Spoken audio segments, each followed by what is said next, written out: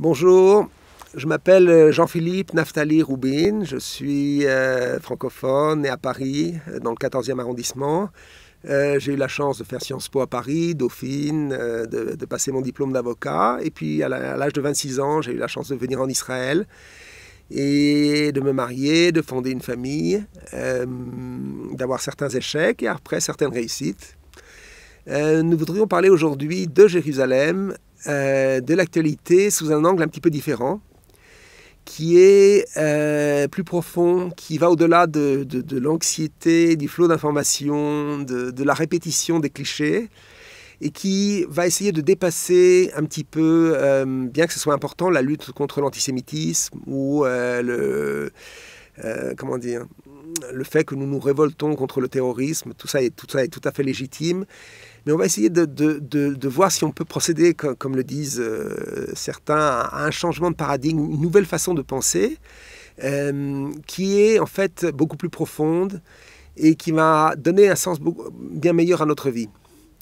Il y a aujourd'hui un phénomène extrêmement intéressant en Europe, en Israël, qui est la découverte de la Emouna, de la foi.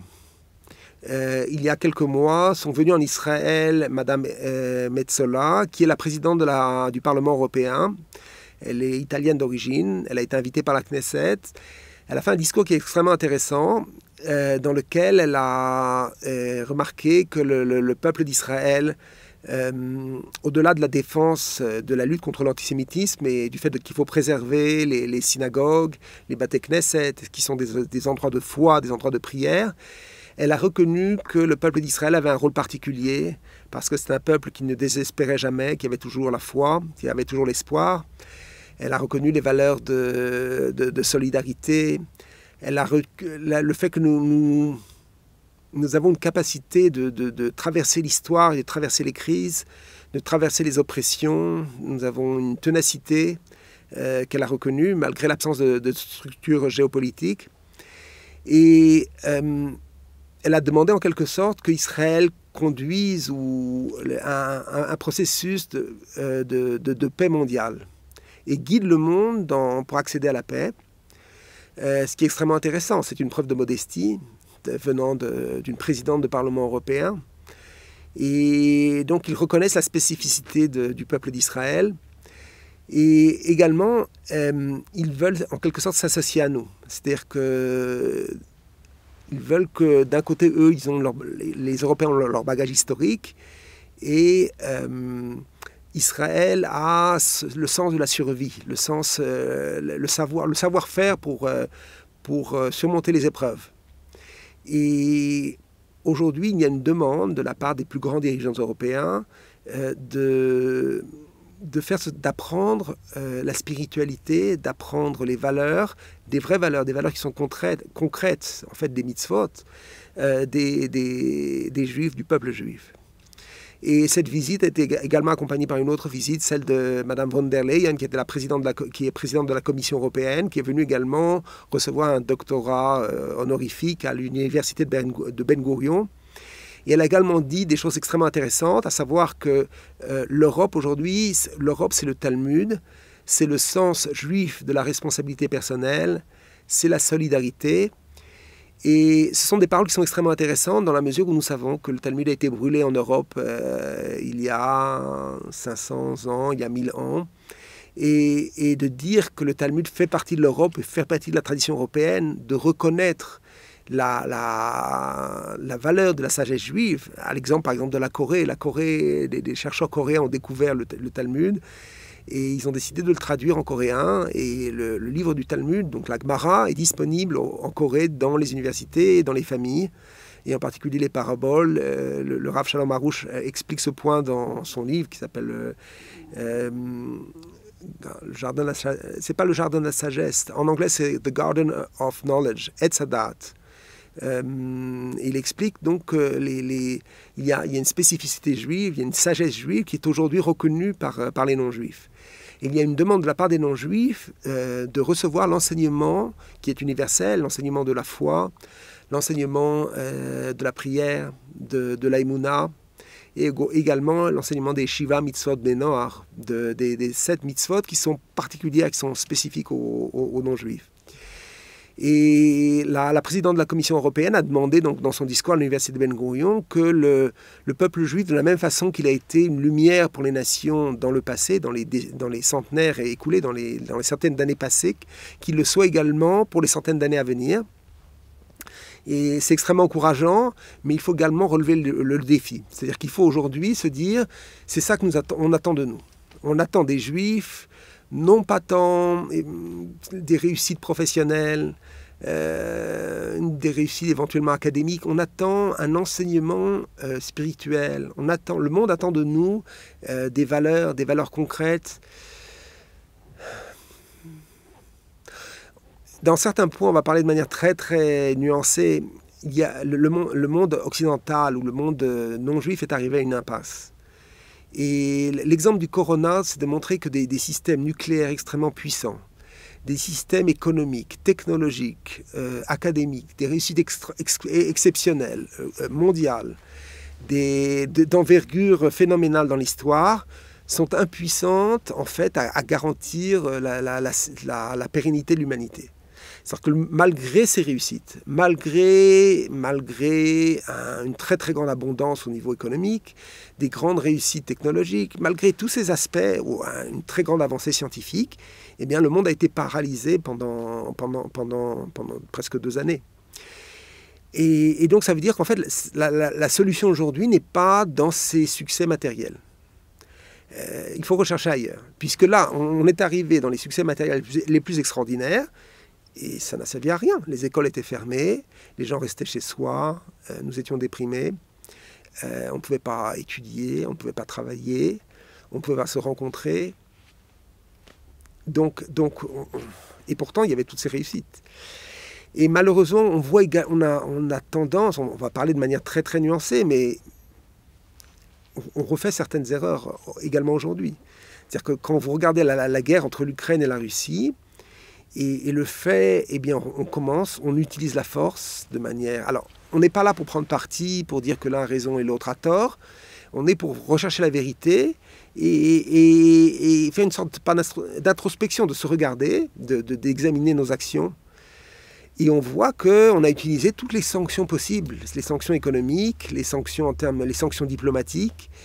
On sait que le recours à la guerre doit être limité dans certains domaines. Il y a énormément d'armes qui sont fournies à l'Ukraine, mais il y a il y a la barrière du nucléaire. Il y a certaines armes que nous ne pouvons pas utiliser.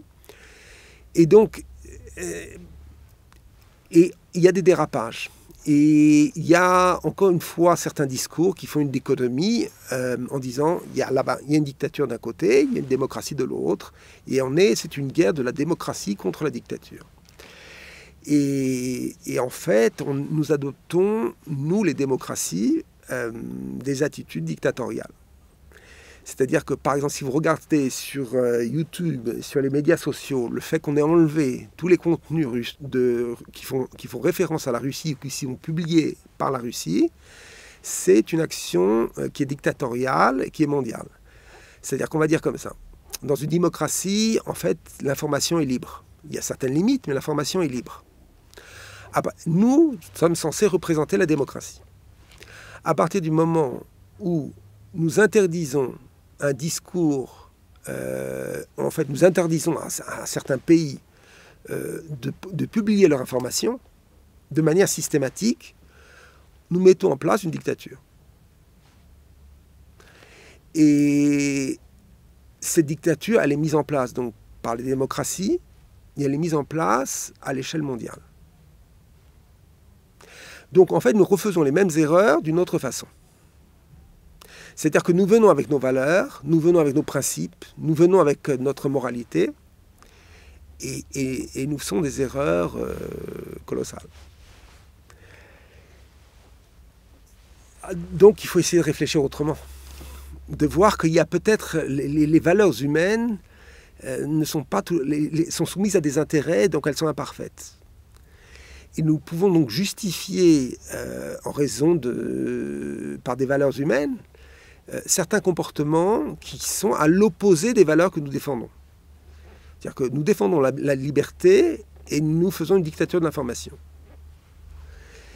Et donc, où sont les vraies valeurs? Donc, cela nous prouve, et le Rav Arush l'explique dans le Jardin universel de la foi, et donc nous devons chercher des vraies valeurs qui sont des valeurs concrètes, qui sont en fait les valeurs du Créateur. Ça nous prouve encore une fois que les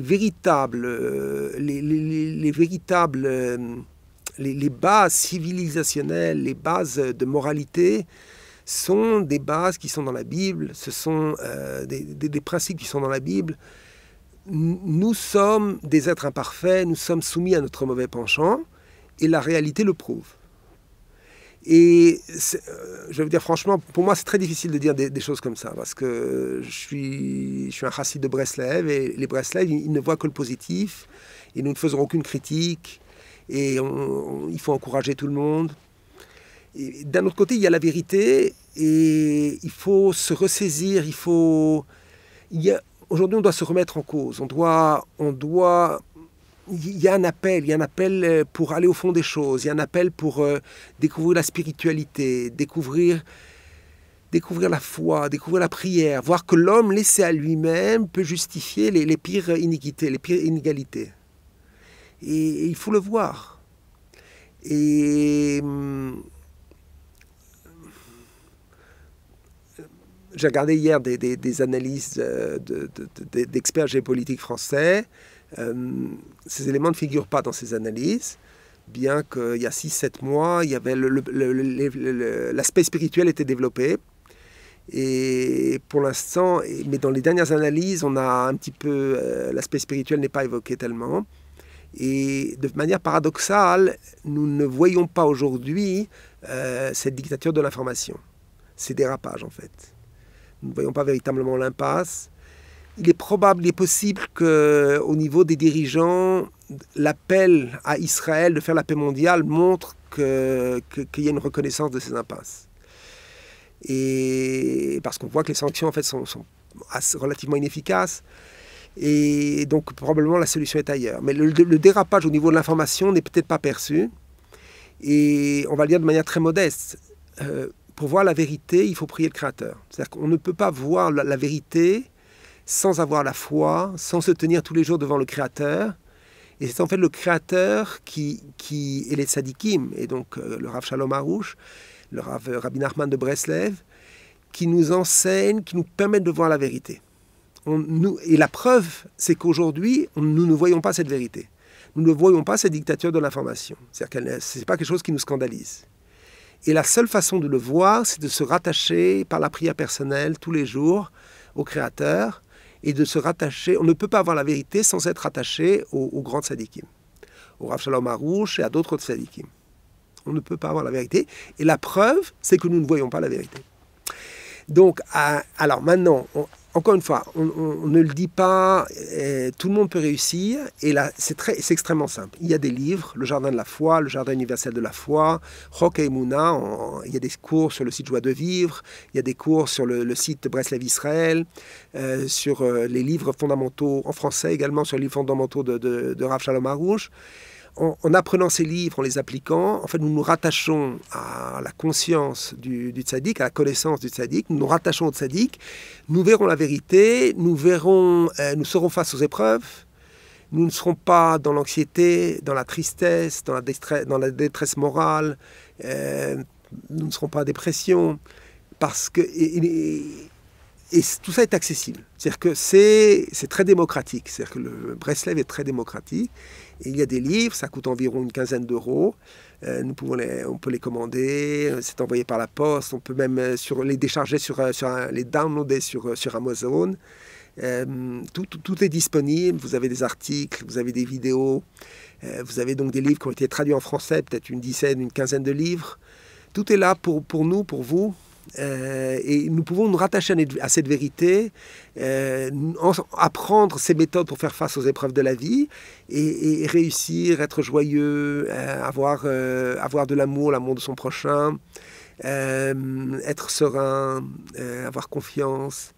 Et tout est là, tout est disponible. C'est encore une occasion. Cet été, nous sommes en dehors un petit peu du monde du travail, donc nous avons l'occasion de réfléchir, d'approfondir un petit peu notre vie, notre but dans la vie, notre objectif dans la vie, qui est de connaître le Créateur d'après le Zohar, le livre de la splendeur. Et donc profitons-en. C'est la véritable réussite. Et cette réussite, nous la voyons même dans ce monde-ci. C'est-à-dire que nous voyons que les gens qui ont la foi, les gens qui prient le Créateur, les gens qui sont rattachés au Tzadikim et à leurs conseils, eh bien, ils sont souriants, ils sont gentils, ils sont accueillants, ils ont une vitalité, ils ont de l'énergie. Et c'est pour chacun d'entre nous. Tout ça est disponible, il faut le prendre.